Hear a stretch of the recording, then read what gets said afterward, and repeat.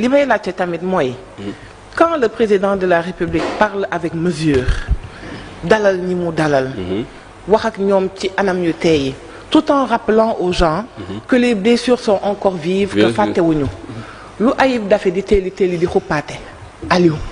reddition des comptes.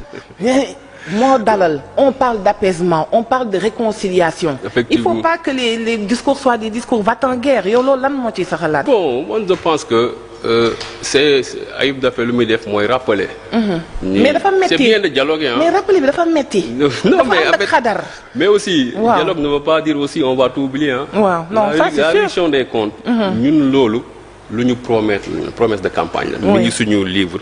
écrit noir sur blanc à la page 35 soo demee di nga gis. on a promis suñu ñëwee on va ñu tuddee la réduction des comptes et loolu c'est un principe général. c'est normal tout le monde le fait. képp koo xam ne da nga jot a gérer alal réew. tu dois rendre des comptes. effectivement c'est ça. donc jàpp naa ne day rappeler rek. ñun ñi passion bee ko yóbbaale. mais en fait. les blessures sont encore vives. ba jàpp naa ni c'est tout à fait normal quoi. tout à fait normal quoi en tout cas daal il faut faire la dichotomie entre. dialoguer et la réduction des comptes moom loolu la doon rappelé xam naa donc je pense qu'il a bien. da doon fàttali ne maanaam waxtaan teewul réduction bi moom day continuer. mais attends mais loolu la. parce que aussi. am na ñoo xam ne commencé nañu di def ay supputation jàpp ni le fait que dialogue bi amee. ça veut dire que tey. ñii dañuy concilier wu. après les poursuites am na ñoo xam ne peut-être seen xalaat gàtt na. mais en tout cas. ce qui est sûr. il faut faire la dichotomie. la réduction des comptes c'est un principe général. du Bassirou Diomaye Faye du Ousmane Sonko. lu fi tegee la loo xam ne ñun ñoo ci d'accord pour ñu appliquer. te loolu c'est normal. tout à fait dialogue bi c'est autre chose c'est sur le système politique donc.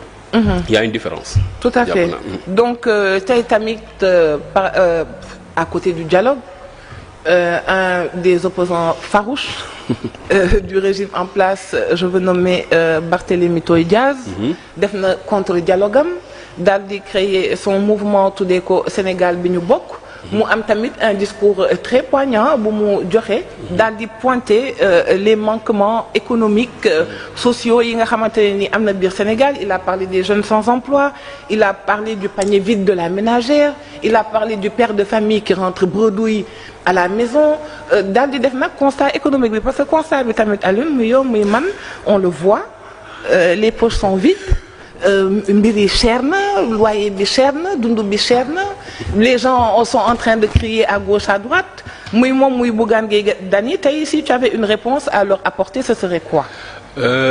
tout d'abord man xam nga pour man mbirum Barthélémy Dias dama ko jàppee un fait divers quoi.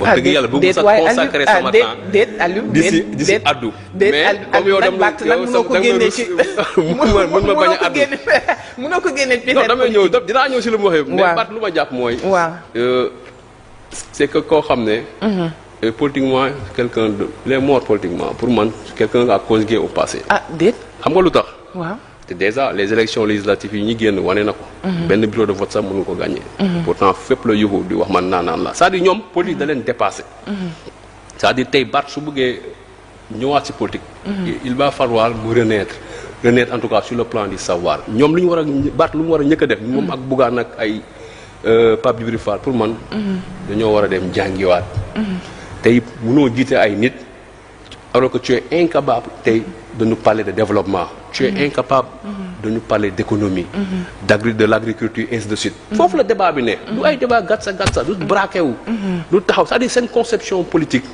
mooy loo xam ne pour toi c'est dépassé tey soo xoolee dafa listé du en fait ils n'ont pas de la matière à débattre tey man j'attends tey techniquement mu duggoon ci question lu muy seni mooy yu muy seni ay problème d'emploi il a fait que lister tey maintenant question boo ma posé par rapport ak dëkk bi nu mel parce que xam nga ñeen loo leen xamul ñun dañoo ñëw trouver une situation catastrophique fekk un pays qui est au 4e sous-sol alors que jàppoon nañu au moins premier étage yu gars yi teg nañu ñu mën a ñëw doxal tey par exemple tu es dans un pays bu nga xam ne dañ la ne tu as 18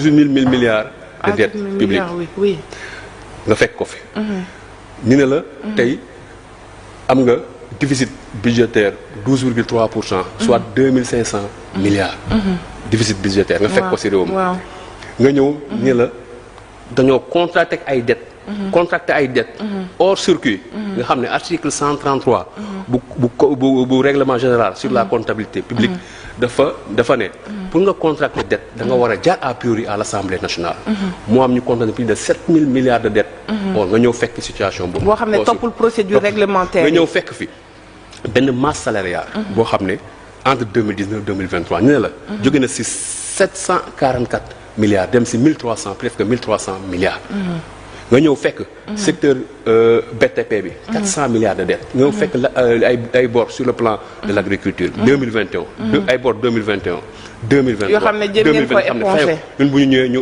jéem nañ ko éponger yow nga fekk dëkk bi ci benn situation bu catastrophique yow loo man tey mooy jéem a xool ñu ngay redresser donc on est en phase de redressement parce que d'ailleurs on a parlé même su xoolee suñu référentiel redresser impulser accélérer donc on est en phase de redressement du yomb mais en tout cas mais Aliou yéen tamit ñaata ngeen leb en ñaata temps aussi ak ci yan anam ngeen ko lebe moo tax ëpp man su may dëgg ñii di waxu leb ay ree lañ may def mais explique ñaari mbir moo tax nit di leb waaw soit nga am déficit budgétaire nga leb pour nga combler gap bi wala nga leb nga investir nga xaar retour sur investissement loolu moo am xam nga leb les États-Unis mooy le pays le plus endetté te pourtant économiquement parlant moo raw te mooy le pays le plus endetté la dette est bénéfique dette contracté ay dette c'est pas ça le problème mooy foo yóbbu xaalis bi foo koy investir di xaar retour sur investissement maanaam nga ubbi maanaam nga ubbi si ay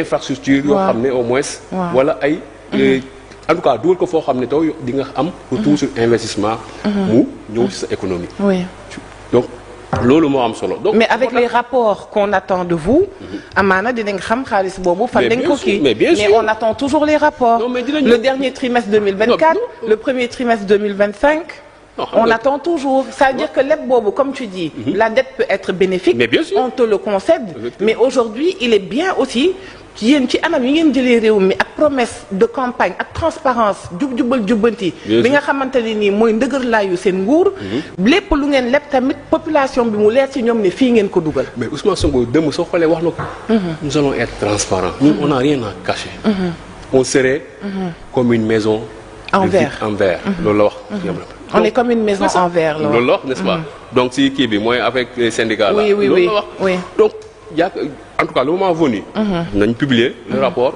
au vu et au su de tout le monde il le faut parce que tamit les gens l'agitent on ne peut pas gérer un pays dans l'opacité tout à fait loolu la wax donc ñun si loolu lañu nekk maintenant ñi nekk di wax di kii ils sont dans la manipulation ñun duñ leen topp si loolu en tout cas du ñoom ñoo ñu détermine suñu timing le moment venu nous allons publier les rapports tu vois pour les Sénégalais loolu laa jàpp d'accord